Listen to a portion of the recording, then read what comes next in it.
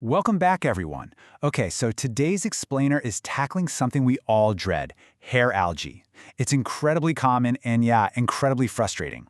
But here's how I want you to think about this explainer. We're basically doing a medical diagnosis today. We're not just going to stare at that ugly, green, stringy symptom taking over your gorgeous tank. No way.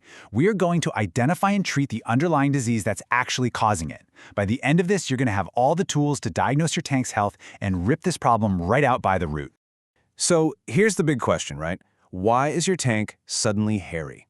I mean, you spend hours, days even, getting your aquascape just right. And then, literally out of nowhere, this gross green mess just exploits every single tiny weakness in your setup. It wraps around your plants, your hardscape, it totally ruins the vibe. It feels like this sudden alien invasion. But, as we're going to see, it's really just a predictable response to some very specific conditions. Okay, let's dive into this. To get things back to pristine condition, we've got a clear scientific roadmap. First, we'll meet the menace, then we're diagnosing root causes. After that, we'll hit immediate triage, go over some environmental fixes, and finally, wrap up with prevention and troubleshooting so this stuff stays gone. All right, Section 1, Meet the Menace. Let's define exactly what we're dealing with here. Now, the name is pretty literal. Hair algae grows in these long, stringy strands that, well, look just like hair. But here's the really crucial takeaway. Hair algae on its own, it's rarely actually harmful to your fish. It's really just a visual nuisance. But, and this is a big but, its presence is a massive waving red flag. Think of it as a helpful, albeit annoying, symptom. It's an alarm bell ringing to tell you that there's a deeper environmental imbalance going on with your light, your nutrients, or maybe your maintenance routine. Which brings us right into Section 2, Diagnosing Root Causes. Time to figure out exactly what's triggering that alarm bell. So, outbreaks happen when your tank's environment starts favoring algae growth over plant growth, and there are a few usual suspects here. You might have excessive or poorly controlled lighting, or maybe unstable or elevated nutrients. Specifically, we're talking nitrates and phosphates. Sometimes it's reduced water circulation or just poor filtration. But listen, I really want to emphasize one absolutely massive culprit: overfeeding. Overfeeding is a huge trigger. Why? Because it directly spikes the dissolved nutrients in your water, basically creating the absolute perfect storm for algae to just go crazy. We also have to talk about the age of your ecosystem. Think about a maturing tank versus an established one.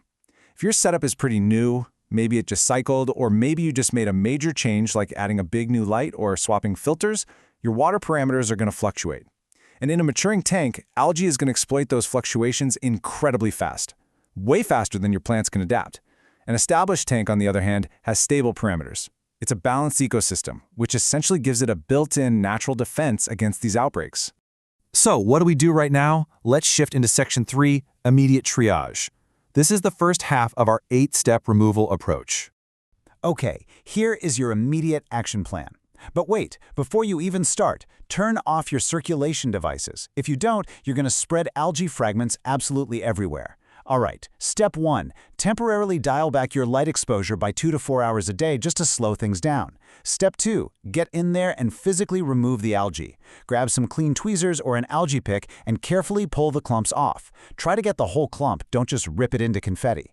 Step 3, siphon out those loose fragments with a fine gravel vac so they can't resettle and reattach. And finally, step 4, improve your water flow and filtration. Make sure the flow is reaching all those dark, low-oxygen corners so you don't have stagnant little pockets where algae just loves to hang out. Now I want to pause here for a really critical pro tip from our source material regarding the cleanup phase. If you're cleaning filter media that's clogged with algae debris, you need to gently rinse it in the old tank water you just siphoned into your bucket. Never, I mean absolutely never, rinse it under the tap. Tap water has chlorine and chloramine in it. That will literally instantly kill all the beneficial bacteria in your filter. You'll be destroying your tank's ecosystem and, trust me, making your algae problem 10 times worse. All right, once the immediate mess is cleaned up, we move to Section 4, Environmental Fixes. This is the second half of our guide focused on stabilizing our patient. Now we actually fix the environment so the stuff stops growing. Step 5, address your feeding and nutrient sources, which, like we just talked about, is a huge culprit. Then step 6, stabilize those nutrients with sensible, regular water changes. Don't go crazy with massive sudden shifts, just adjust things gradually. Step 7, support your plant competition. You really want to prioritize healthy plant growth so they just outcompete the algae for all those resources. And finally, step 8, use spot treatments only when absolutely needed.